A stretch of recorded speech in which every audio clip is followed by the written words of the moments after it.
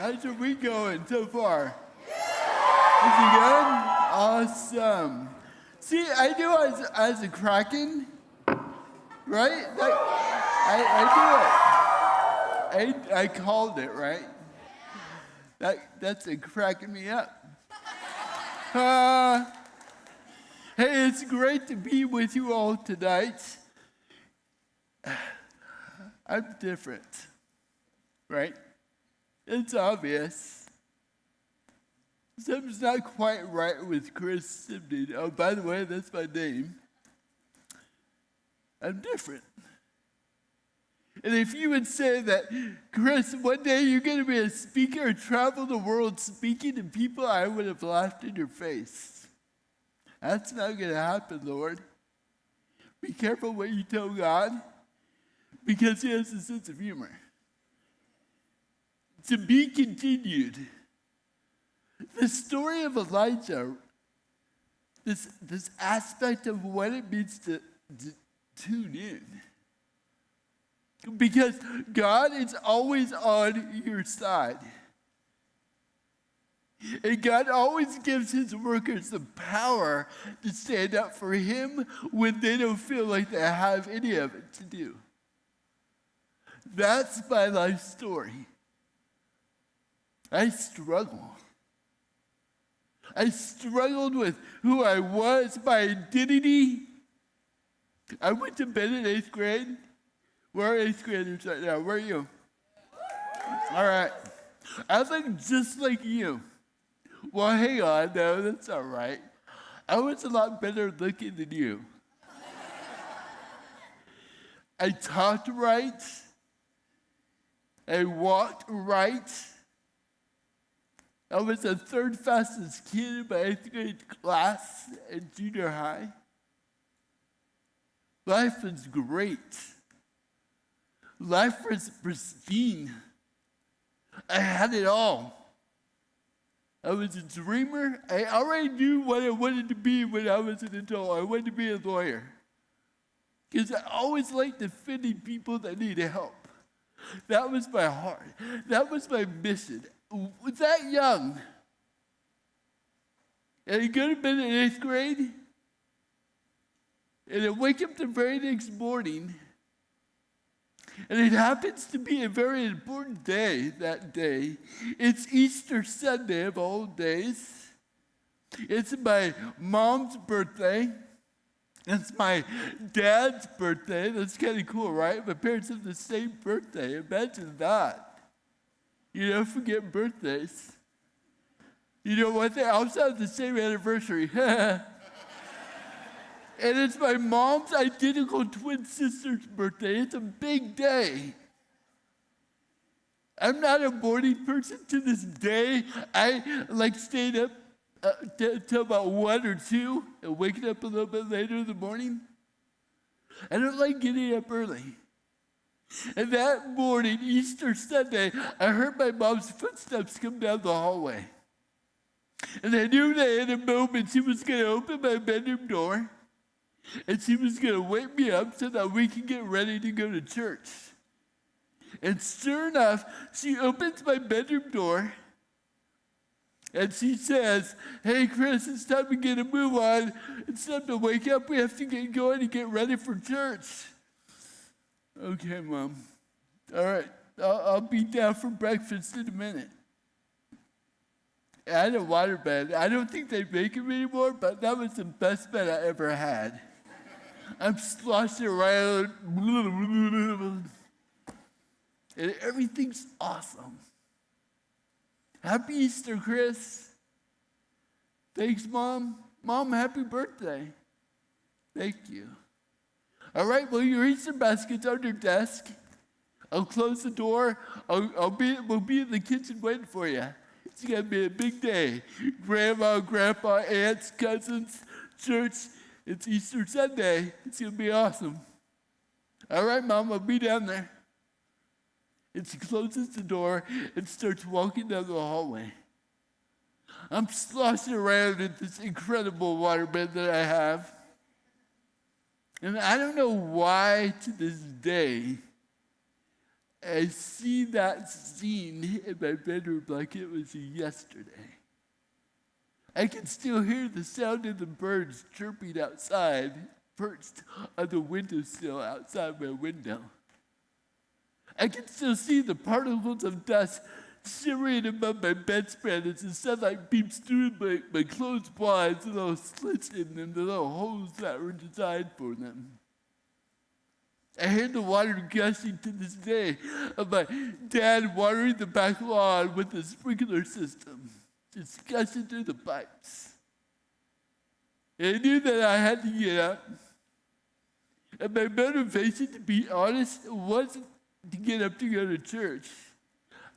It was to see what was in my Easter basket. And I swing my legs over the waterbed frame, and the moment I stood to my feet, that day, that one day, the moment I stood up that morning, my life has changed forever. I woke up with what you see right now. 8th grade. Overnight, I came down with a rare muscle and nerve disease. And it's called torsional dystonia. It's the twisting of your torso. And everything about my life changed from that day forward. The way I speak, the way I walk, it was awful. What I like about tonight's talk is Elijah. Elijah was a man that God gave power to. God gave him the power to stand up for him when it was time to do that. And what I like about tonight's talk is how he stood for something he believed in. He stood for what God stood for. And in chapter 18 of 1 Kings, verse 21, we pick this story up. Elijah went before the people and said, "How long will you waver between two opinions? If the Lord is God, follow him, but if Baal is God, follow him." And the people said nothing. And what I like about that verse is it's haunting. And think about it. That describes your life, and it describes my life. Because Elijah's bold. The people of Israel have gone wayward. They say God with their lips, but they don't live it with their hearts. And Elijah calls them out. How long is this going to keep going on? How long are you going to waver between two different sides? It's either God or it's not God. Stop waffling around. Pick a side. And he's bold. And he goes on to say this. Then Elijah said to them, "I'm the only one of the Lord's prophets left, but Baal has 450 of them. Get 2 bulls for us. This is what we're going to do. Let Baal's prophets choose one for themselves and let them cut it into pieces and put it on the wood, but not set fire to it. I will prepare the other bull and put it on the wood, but not set fire to it. Then you call the name of your God, whatever it is, and I will call the name of the Lord who is right and just and the only truth. The God who answers by fire, this is how it will be determined. The God who answers by fire, he is the Lord of all." The people spoke up. What you say is good. So where are you at with God tonight? Are you wavering between two opinions? In other words, are you a Christian only at mix, only on Sunday mornings, only youth group? But all the other days of the week, you're somebody else? You're a different character? I was. When I woke up that day in 8th grade, my life crumbled. And I hated who I was. And I went from being a class clown to be the person that everybody teased. I got made fun of a lot. You're a freak, you're a retard. You're stupid. You know what? I believed it. And because I was hurting so much, you know what I did? I turned my back on God because I didn't feel that God was real. Because if he was real, why would this happen to me? It makes no sense. I have some pictures I want to show you of my life. Is that all right? There I am. That's my older sister, my only sibling. I love her to death. She's a school teacher right now. She's awesome at what she does. We're 4 years apart. Next picture is this. I love that look. Shaggy! I'm in 4th grade in that picture. Next picture is this. That's me in 6th grade. I look just like my dad. Next grade is this. That's my freshman year of high school. That's a yearbook photo. Notice my head. See it? It's kind of crooked. That's the result of this disease. Waking up in 8th grade. Next picture is this. That's me in a wheelchair. From my 8th grade year to my senior year of high school, I didn't see a better day. Every day got progressively worse within those 4 or 5 years. And I wanted to be the people of Israel. I wanted to serve another God because the God I thought I trusted, he was disappointing me. I felt my life was robbed. And it felt like my life was a piece of junk. And what I like about our character Elijah this week is he stands up. And he's unpopular for doing it. And he stands up and he calls these people out. You shouldn't be serving any other God but God alone. And he's bold. And there's 850 prophets. Some for Baal, some for Asherah. And he's testing them. What do you really believe? This next picture is this. That's wheelchair Olympics. I went from a push wheelchair to a motorized wheelchair. If you ever get a chance to sit in a motorized wheelchair, they're actually pretty fun. That thing went 8 miles an hour. So in those wheelchair pictures that you just see, the one before and this one, everybody had to do everything for me. They had to dress me, bathe me, put me in bed to get me up out of bed. They do everything for me. This picture's this. That's me, just blue eyes like my dad. Next picture's this. It's in swim meet. It says first place, they lied. I got last place. I'll talk about that a little bit later, but these are all the pictures I have for you. I want to show a different perspective. I'm broken. Are you broken? Are you here this week at Mix? Maybe it's an escape from the world that you left when you got here. Maybe it's a week where you don't feel pain. And everybody's together here this week, which is incredible. I like this room. It's intimate. It's close.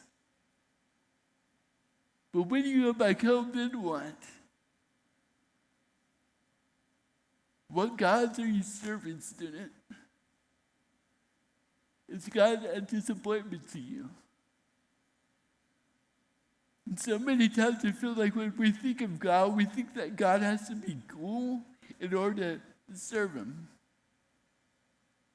In my life, God has been silent quite a bit. I've wrestled with God. As the story goes on, it says this. Verse 25 in 1 Kings 18. Elijah said to the prophets of Baal, choose one of the bulls and prepare it first, since there are so many of you. Call the name of your God, but do not light the fire. So they took the bull given them and prepared it. Then they called on the name of Baal from morning until noon. Baal, answer us! They shouted, but there was no response. No one answered, and they danced around the altar they had made. Oh, whatever they do. Voices. Student, you have so many voices that come at you full force. And a lot of those voices are on your social media. A lot of those voices are influences that you shouldn't be around. A lot of those voices are steering you the wrong way. These 850 prophets, they were listening to voices because for whatever reason the God that they thought they would serve wasn't coming through for them. And Elijah gets it. And I get it. I remember the day that I finally heard the name of what this disease was. I was standing 8 stories high in a skyscraper in downtown San Francisco.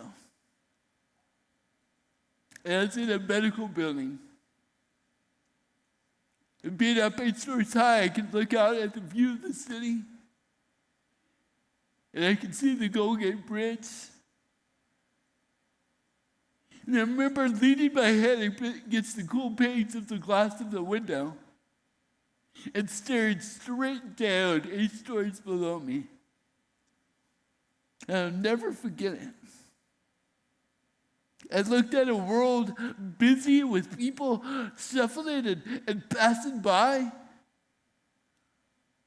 Cars and traffic jams. Pedestrians on bike. Many people walking through intersections. You know what I wanted more than anything? I wanted to be like everybody else. I wanted to be like them. I didn't know them from anybody. But if they looked 8 stories above into a window where I was, maybe they would catch a glimpse of my pain and my sadness.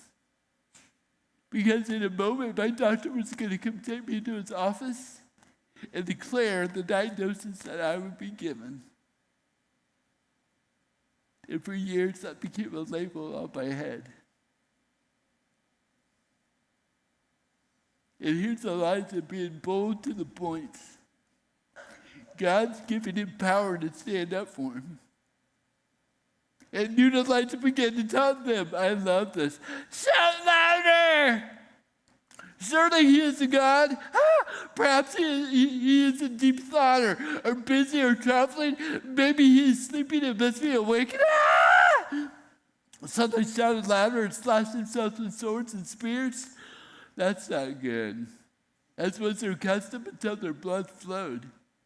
And midday passed, and they continued their frantic prophesying until the time for the evening sacrifice.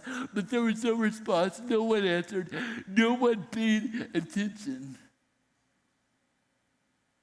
And then Elijah says this in verse 30.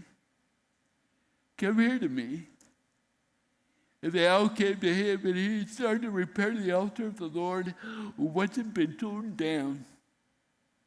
Elijah took 12 stones, one for each of the tribes descended from Jacob, to whom the word of the Lord had come, saying, your name shall be Israel. And with these stones he built an altar in the name of the Lord, and he dug a trench around it large enough to hold 2 seahs of seed. He arranged the wood, cut the bull into pieces, and laid it on the wood. Then he said to them, fill 4 large jars with the water and pour down the offering on the wood. Do it again, he said, and they did it again. Do it a 3rd time, he ordered, and they did it a 3rd time. And the water ran down around the altar and even filled up the trench. That's heroic. That's defying the odds. One, Elijah was waiting for fire from the Lord to come down. But now he makes it impossible because he covers the altar with water. 12 large jars. The 12 tribes of Israel. And without saying a word, he rebuilds the altar that had been thrown down with 12 stones. The 12 tribes of Israel. God's people. And maybe today your altar needs to be reconstructed. Because you're listening to the wrong voice. And you know it. And maybe you've turned your back on God because you don't understand the circumstance that you're in. I get it. And maybe your altar needs to be repaired so that you know who the true Lord is that you need to be serving and worshiping.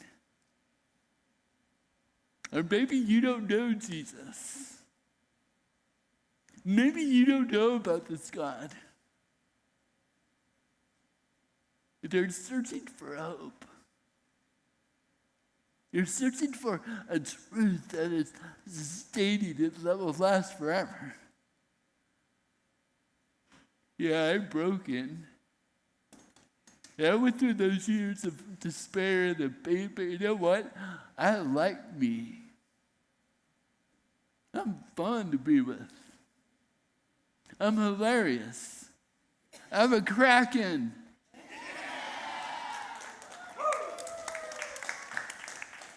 And I'm okay with who I am. And I hate it when people feel sorry for me because when they feel sorry for me, they don't get it. God's power has been evident in my life, and it's nothing that I've done.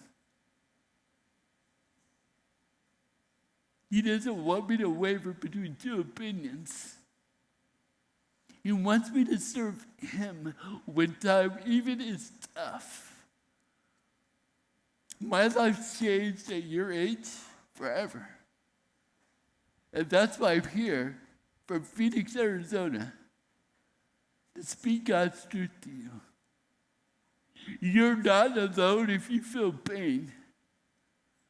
And I told the Lord when I was sitting in the wheelchair, Lord, if this is how life is going to be with me and I'll never walk again, you know what, God? I'm done being bitter.